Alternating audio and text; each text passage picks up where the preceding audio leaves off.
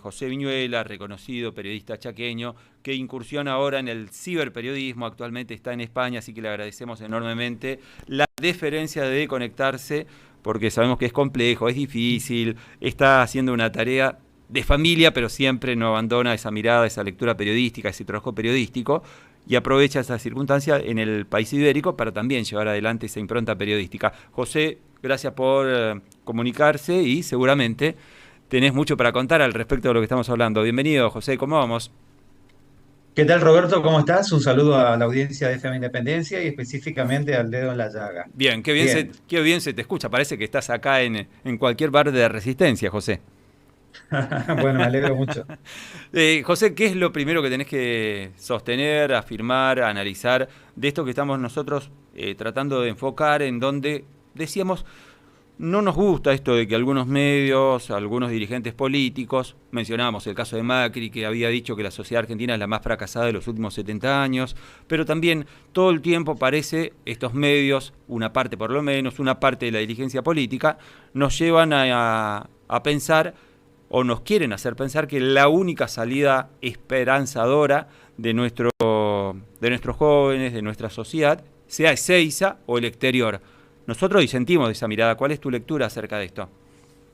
Yo creo que habría que invertir solamente en los protagonistas del fracaso, porque la sociedad argentina no es la fracasada. La dirigencia política argentina es la dirigencia que llevó al fracaso a la sociedad, porque las sociedades fracasan de acuerdo a las gestiones de sus líderes. Eh, entonces, tanto Macri como la mayoría de los que han pasado por el gobierno de la Argentina son los responsables de la situación por la que estamos atravesando, la que estamos viviendo. Entonces, no es una sociedad fracasada, es una sociedad que fue conducida al fracaso por los responsables de guiar un país, de llevar a buen puerto a los habitantes de un país. Es lamentable.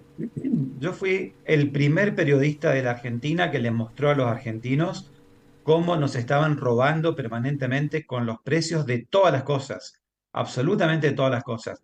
Cuando a vos te roban con la comida, con la ropa, con lo que necesitas todos los días, eh, te queda poco margen para ahorrar, para poder tener una previsión de futuro y demás. Entonces, no me quiero ir por las ramas con el tema de los precios, que Ujú. es para otra ocasión o para más adelante la charla, pero yo mostrando los precios de las cosas en Europa y después en una segunda etapa mostré la calidad de vida, cómo vive una maestra, un zapatero, un bombero, un albañil, cómo viven acá comparados con la Argentina.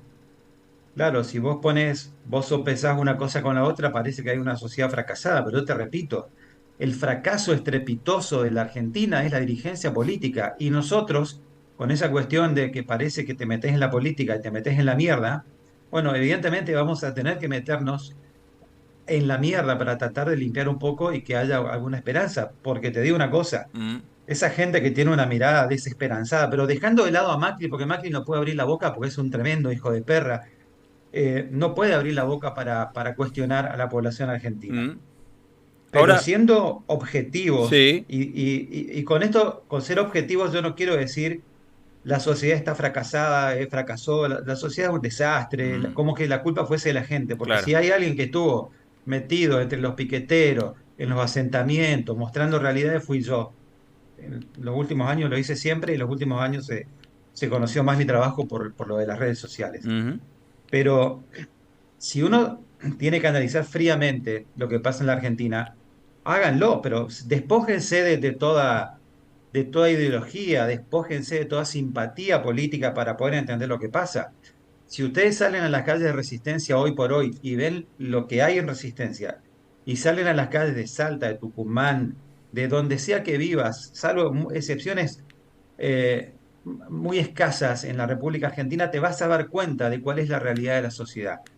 Y con esa realidad social que estás viviendo, vos tenés que entender que no se puede construir un futuro promisorio, no se puede, porque tenés a muchísima gente que quedó absolutamente marginada, que está afuera de toda posibilidad de incorporarse a una vida laboral por dos motivos fundamentales.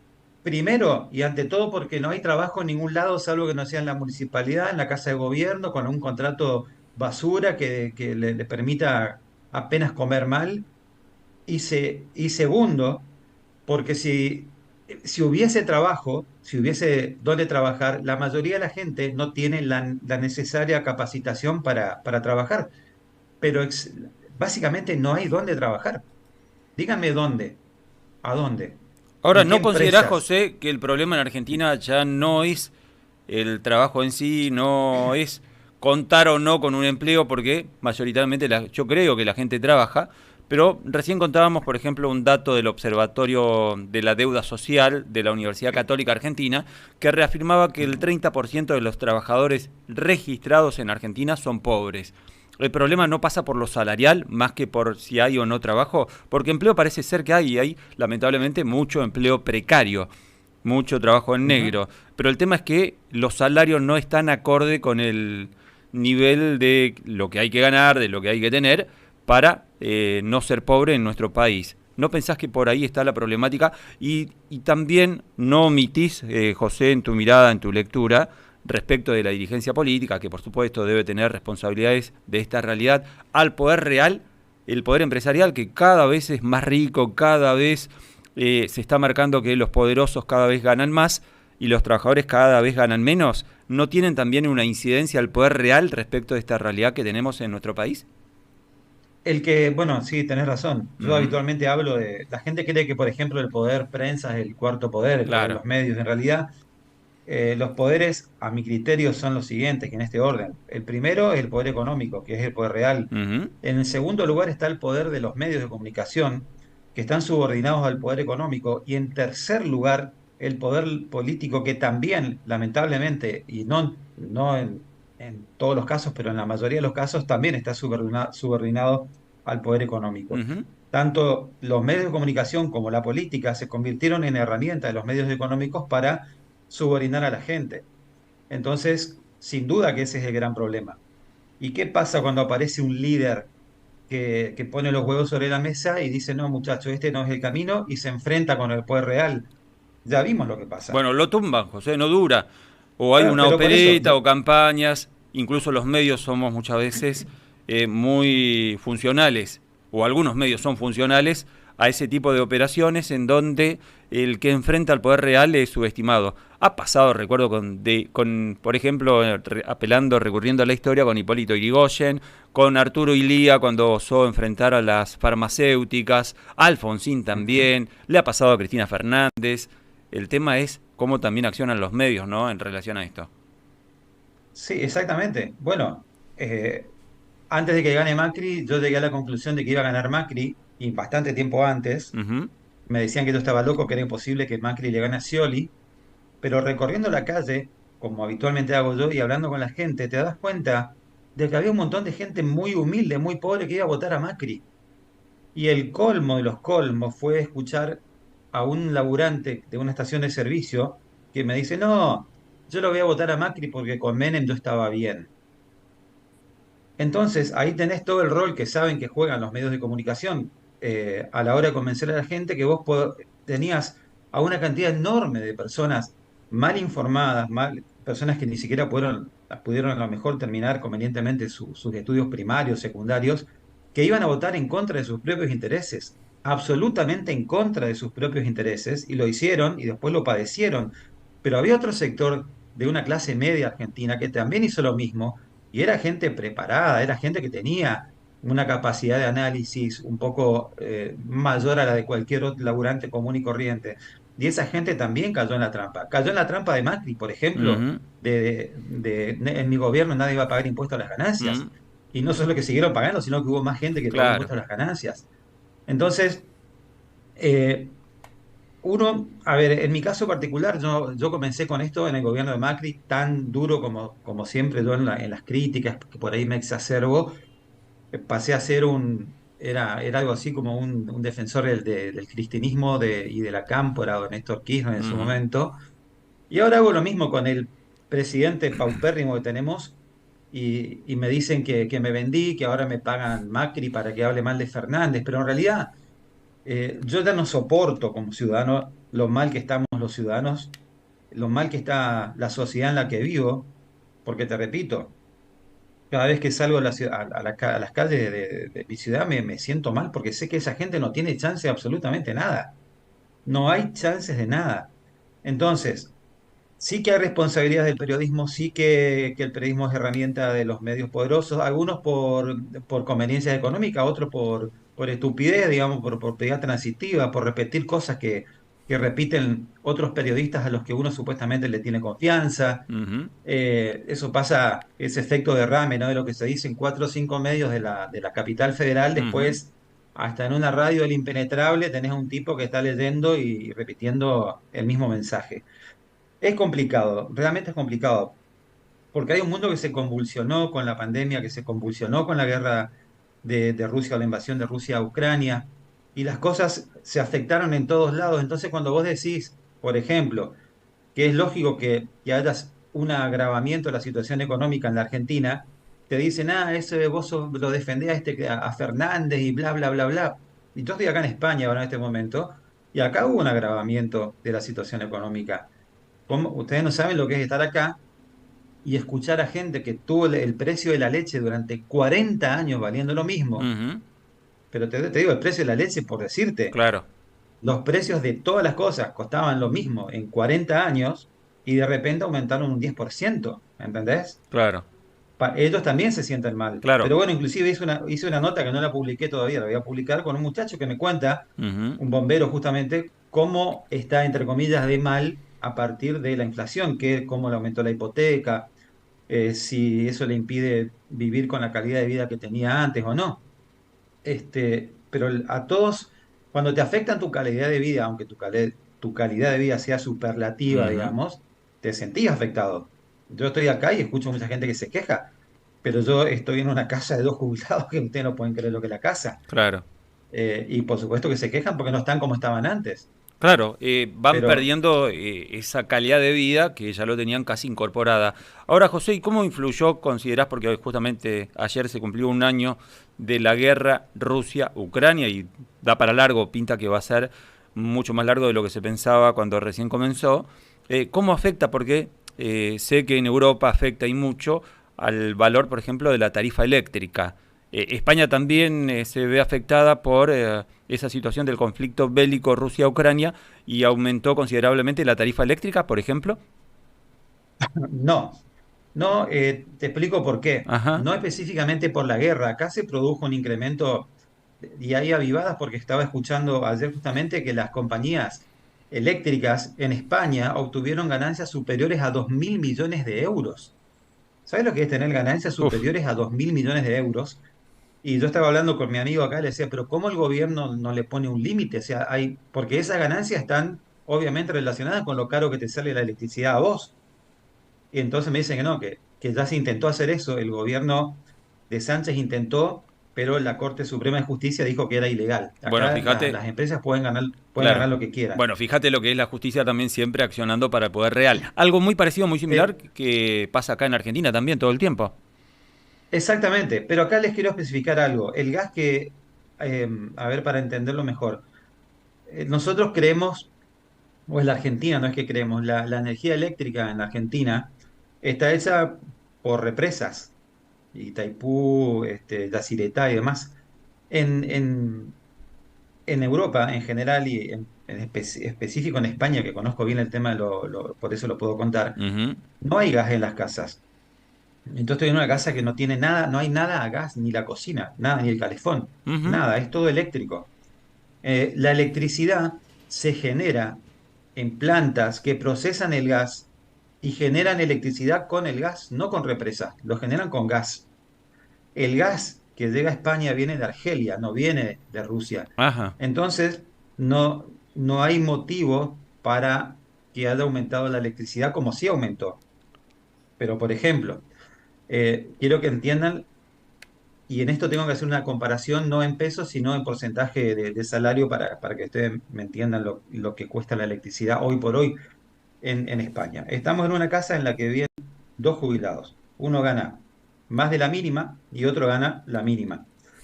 Pero supongamos que sean que los dos ganen la mínima. Le pregunté cuánto le cuesta la boleta de la luz. Y me dijo, ahora, usando toda la calefacción de la casa como está encendida, porque además estamos con mi hijo acá en dos habitaciones distintas, tienen mucho más consumo que antes, les va a costar 200 euros por mes. 200 euros son casi 80.000 pesos, Ujú. 70 y pico de mil pesos. Claro, tomando el valor blue, Claro, el euro blue. tomando, tomando el euro blue. Ujú.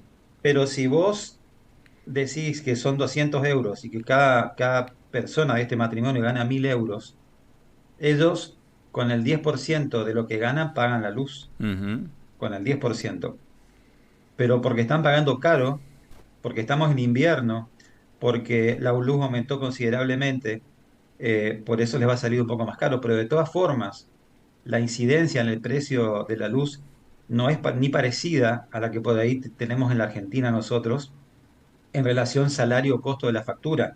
No sé si me explico. Sí, no, se entiende perfecto. Y a todo esto, a propósito de lo que estamos hablando, si Argentina es o no un país inviable, si el futuro de nuestro país es inviable, ¿qué perspectiva observás desde España, desde los distintos países de Europa que vas recorriendo, José, respecto de esa realidad de cara al futuro inmediato en nuestro país? Yo me di cuenta hace un tiempo porque desde 1988, 89 yo comencé a viajar mucho y desde 1990 concretamente por Europa. Y desde esa fecha hasta ahora, 33 años después, yo lo único que vi en América Latina es una caída tremenda de la calidad de vida de las personas. Y en Europa vi un desarrollo en algún momento importante, un crecimiento importante, sobre todo en los 90 que había una oferta de trabajo impresionante, con algunas subidas, algunos vaivenes, pero en general la gente sigue viviendo muy bien. Y nosotros estamos viviendo cada vez peor. A ver, Ujú. hagan el ejercicio, recuerden un poco lo que tienen un poco más de 40, 50 años, cómo era la ciudad en la que vivían. No hablo solo de Resistencia, la que sea, donde estés. ¿Cómo era tu ciudad antes y cómo es ahora? ¿Qué tipo de seguridad había antes y qué tipo de seguridad tenés ahora? ¿Cuántos robos violentos había antes y cuántos tenés ahora? ¿Qué podías hacer con tu sueldo antes y qué podés hacer con tu sueldo ahora? Antes podías comprarte un terreno y hacerte una casa trabajando, ¿lo podés hacer ahora? O sea, evidentemente estamos muy, muy complicados. Yo te pasé un video que Ujú. grabé en Panamá en enero Sí. de 2018, que cuando yo lo publiqué en su momento, que tiene un texto que dice que parece Cuba. Bueno, Ujú. gente que me sigue a mí en Cuba me escribió por WhatsApp y me dijo que sí, que parece Cuba. Y en realidad es el país eh, modelo del capitalismo en América Latina, es Panamá, pero Ujú. parece Cuba. Porque a esta altura de la vida, yo te puedo decir, y siempre lo que digo es lo que yo analizo y creo y Ujú. pienso, es que la única diferencia entre el socialismo, viste, comunismo, como se lo Ujú. quiera llamar, y el capitalismo, hablamos de América Latina, es que se benefician en el comunismo, entre comillas, te digo, un grupo minúsculo de empresas y el gobierno son los que se benefician. El resto de la población está en la mierda. Y en el capitalismo de América Latina, el grupo que se beneficia es el gobierno y un grupo un poco más amplio y más grande de empresas que con el comunismo o socialismo. Pero después el resto de la población vive en la misma mierda que vive el comunismo, socialismo, como lo quieran llamar, porque se mezclan todas las cosas Ajá. cuando estamos hablando de que el comunismo no existe, ya directamente no Claro, existe, bueno, porque justamente José, ¿no pensás que, porque vos me mencionaste que hace aproximadamente 40 años que notás de 40 años a esta parte que hay una involución absoluta en relación a la calidad de vida en Sudamérica, en Latinoamérica y en varias partes del mundo, y no considerás que eso coincide justamente con la caída del muro, con la prácticamente también caída del comunismo? Y a partir de ahí, el capitalismo, que tenía un contrapeso importante con el comunismo, que antes se lo denominaba el capitalismo, que pregonaba la calidad de vida, pero sin tener ese contrapeso que implicaba el comunismo, empezó a tener ya más libertades para ahondar un capitalismo mucho más salvaje, mucho más que deje de pensar en la calidad de vida, sino en el rédito empresarial, en el que el poderoso se vuelva cada vez más rico y que el trabajador se vuelva cada vez más pobre o el pobre sea cada vez más pobre. No coincidís, no observás que eso no es justamente una coincidencia, sino todo lo contrario, que es producto de una causalidad que ya no, el capitalismo al no tener ese contrapeso puede mostrar lo que verdaderamente representa el capitalismo. No tengo absolutamente ninguna duda. No Ujú, tengo ninguna duda. Es algo así como la uberización que hubo en Estados Unidos, Uber se chupó a todos los taxis y cuando ya no hubo más taxis en las grandes ciudades de Estados Unidos, ujú. todos los choferes de Uber que ganaban mucho dinero pasaron a ganar menos porque la aplicación les bajó las tarifas, los obligó a trabajar más horas y terminaron esclavizados haciendo ese trabajo que les daba más radito antes, ahora por 2 mangos. Y se terminó el taxi, digamos. Este, no sé si soy claro No, o si el clarísimo. ejemplo es válido, si el ejemplo es válido o no. O sea, ya Ujú, está, nosotros logramos lo que queríamos y ahora que podemos hacer lo que queramos, o sea, te destruimos a vos, te sacamos, te ujú. desarmamos y ahora que tenemos el control nosotros, listo, hacemos lo que queremos y empobrecemos a quienes queramos empobrecer. Y el empobrecimiento fundamental está dado en América Latina.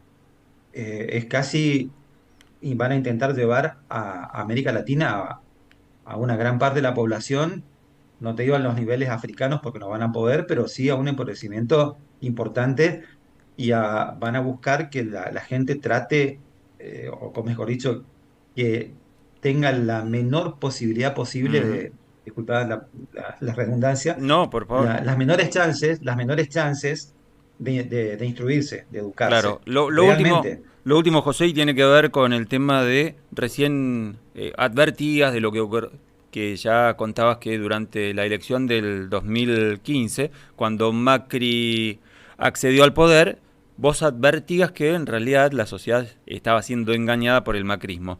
¿No considerás que ahora se corre el mismo riesgo, pero respecto de una figura todavía más extrema como Javier Milei?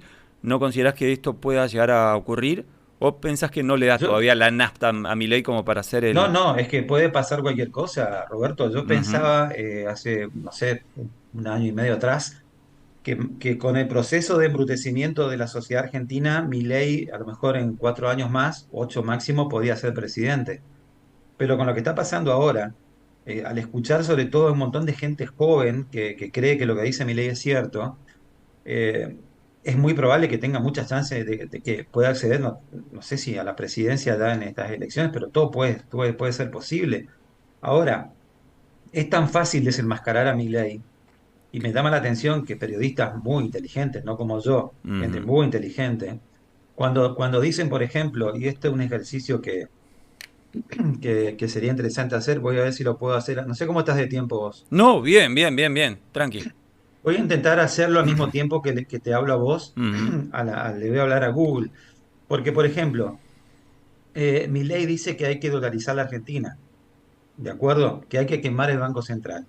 Entonces, si vos ponés, hagan el ejercicio ustedes también, países sin Banco Central son menos de una docena, menos de una docena. Entre ellos, te voy a decir, escuchá, población de Tuvalu, uf, 11.204. escucharon eso, ¿no? sí, 11.204 habitantes tiene Tuvalu, que es un país que no tiene Banco Central. Población de Islas Marshall. 42.050. ujú. ¿Se dan cuenta de lo que estamos Sí, haciendo? Ese es otro país que 42.050. no tiene 42.000, el otro tenía, no me acuerdo cuánto, 11.000, un 15.000, poco más de 11.000. 11.000. Población de Andorra. 79.034. Y así, si vos seguís buscando todos los países que no tienen Banco Central, te vas a enterar que son todos países muy pequeños, con una muy alta calidad de vida, con una población mayoritariamente educada, que además son atractivos turísticos porque son islas, o Andorra, por ejemplo, que es un lugar muy importante aquí en Europa, y que además son paraísos fiscales. Claro, ahí está. ¿Entendés? Ujú. Cuando vos tomás todos estos países que tienen muy poca población y que son paraísos fiscales, que por eso le va bien habiendo quemado el Banco Central, desechás eso y te van a quedar dos países solamente. te va a quedar Panamá y te va a quedar Ecuador. Claro. Panamá, si no me equivoco, tiene 6 millones de habitantes. Déjame que quiero sacarme bien la duda. Ujú. Población de Panamá, Cuatro millones trescientos cincuenta y un Claro. mil doscientos sesenta y siete. Chiquito, te chiquito. queda, o sea, y después te queda población de Ecuador. Ujú.17.797.700. Ahí está. Te ¿Eh? quedan solamente esos dos países. Si vas a todos los países que dolarizaron, los sacás a los que son paraísos fiscales, aunque Panamá tiene mucho paraíso fiscal, pero sacás a todos los que tienen poca población, te quedan solamente dos países con los que podés compararte, porque estás en el mismo continente. Y ahí te encontrás con que ya sabés lo que pasa en Ecuador, porque no hace falta que te lo cuentes, algo que seas muy mal informado y no sepas que hubo masacres, que hay un Ujú. desastre. Cuando se dolarizó Ecuador, se fueron a dormir los ecuatorianos. Aclaremos que fue Domingo Cavallo el que asesoró al gobierno de Ecuador en su Claro, momento sí, para sí, sí, sí. dolarizar. Los ecuatorianos se fueron a dormir un viernes que comenzó, bueno, no, ni sabían que había un feriado bancario, pero se fueron a dormir un viernes con un valor de $1, 7.000 sucres, y el lunes se enteraron de que había un feriado bancario, el martes lo mismo. Para cuando reabrieron los bancos, se había producido una dolarización compulsiva a 37.000 sucres por dólar. La pucho, una ¿Me entendés? devaluación de su moneda impresionante. Y a partir de ahí empezaron con la dolarización. Y es Claro. algo que lo quiere hacer supuestamente de forma rápida Javier Milei, lo que va a implicar también el mismo sistema seguramente.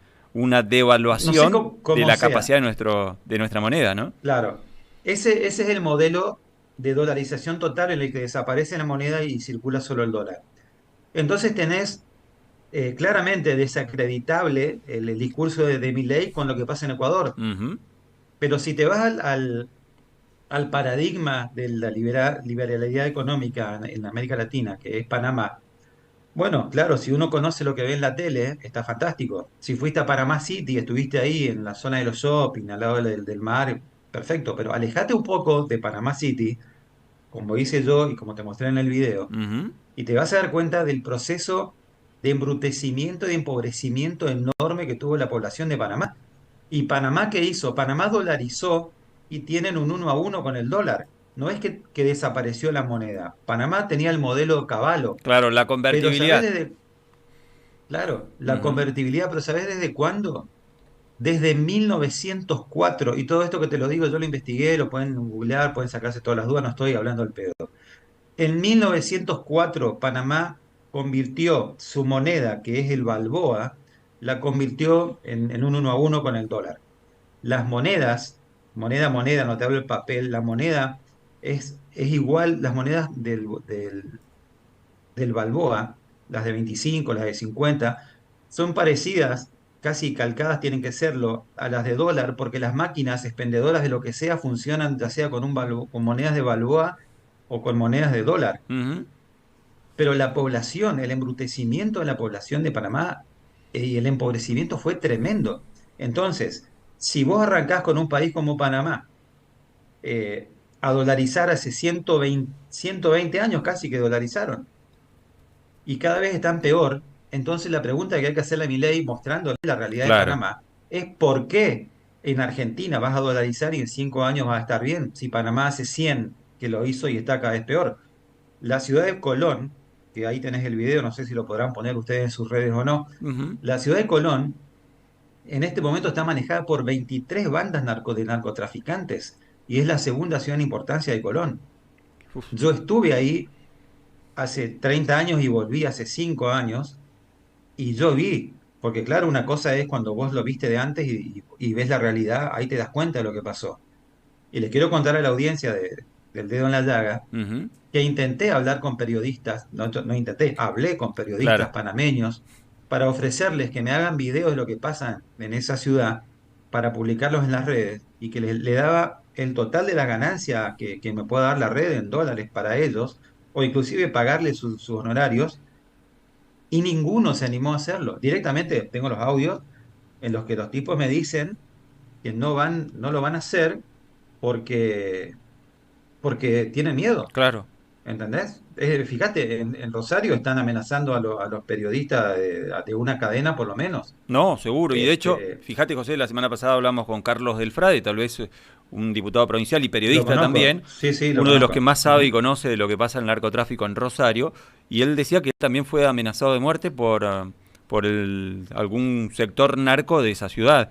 O sea que ya Ujú. está pasando en Rosario esta situación. José, y ahora sí lo último, porque ya nos sobrepasamos de tiempo, el tema de cómo pensás que va a quedar Argentina después de las elecciones, que este año es muy electoral, en donde parece que estamos en presencia de una sociedad despolitizada, y ante esa sociedad Ujú. despolitizada es probable como pueda surgir o cómo puede tener una impronta a partir de esa sociedad la figura de Javier Milei, que es supuestamente antipolítica y que puede ser utilizada por esa sociedad despolitizada como un castigo para la vieja política.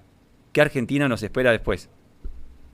Bueno, ayer hablaba acá con un periodista de Radio Nacional España porque me van a hacer una entrevista el 1 de marzo Ajá. y me junté a almorzar con ellos, con uno de ellos, y él me decía, vos sabés que no me acuerdo bien la frase, pero me dijo, eh, América Latina es un caldo de cultivo hitleriano.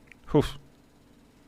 Así me lo dijo. América Latina en este momento es un caldo de cultivo hitleriano. Cuando vos tenés altos índices de embrutecimiento, altos índices de pobreza, y a eso le agregás odio, entonces te pueden saltar estos supuestos salvadores. No hay ninguna chance de que Milei haga nada. No hay ninguna chance de que nadie que gane las elecciones en Argentina haga nada importante en los próximos años. Realmente, esa es la realidad. No hay posibilidades de un cambio radical, fundamental en los próximos años, salvo que se tomen medidas drásticas, radicales y fundamentales que mucha gente no está dispuesta a tomar, porque tiene altísimos costos. Yo creo que nos vamos a ir convirtiendo en lo que es la mayoría de América Latina, con gente muy pobre, acostumbrada a vivir de manera muy pobre, con los pocos ricos que vayan quedando, van a vivir protegiéndose del resto de la población, con situaciones de extrema violencia en las zonas alejadas a los centros más urbanos más importantes de las capitales, pasa en Chaco, pasa en Mm. Resistencia, vienen lo que es Espeña. Yo vivo a 9 cuadras de la Plaza 25 de Mayo y hay tiroteo cerca de mi barrio todos los días, gente armada disparando a casas de gente que le dé plata de la droga a las 10 de la mañana y los tipos suben a una 4x4 y se van a la casa y nadie va preso. Entonces, hay un montón de indicadores que, que te hacen notar que hay un descontrol, que se perdió la autoridad, que la justicia no está presente. Y entonces, yo creo que que las cosas van a seguir empeorando. Si te lo digo así radicalmente, las cosas van a seguir empeorando. Uf. No van a cambiar o sea, van a cambiar para peor. Esa es mi visión no importa quién gane, ¿eh? Claro. No importa quién gane. José, te mandamos un abrazo enorme, éxitos para la charla mañana, porque es importante destacar que un representante del periodismo local, provincial, nacional, sea reporteado por la radio y televisión española. Es un mérito, es un logro y hay que reconocerlo. Felicitaciones porque en cierta forma nos está representando también, ¿no? Éxitos para esa charla y volveremos a charlar seguramente cuando retornes acá a Resistencia. ¿Cómo no? Si Dios quiere, el 3 de marzo estoy por ahí. Un abrazo y gracias, Roberto. No, al contrario, gracias a vos, José, por la diferencia de atendernos. Bueno, ahí charlamos con el colega periodista, con José Viñuela.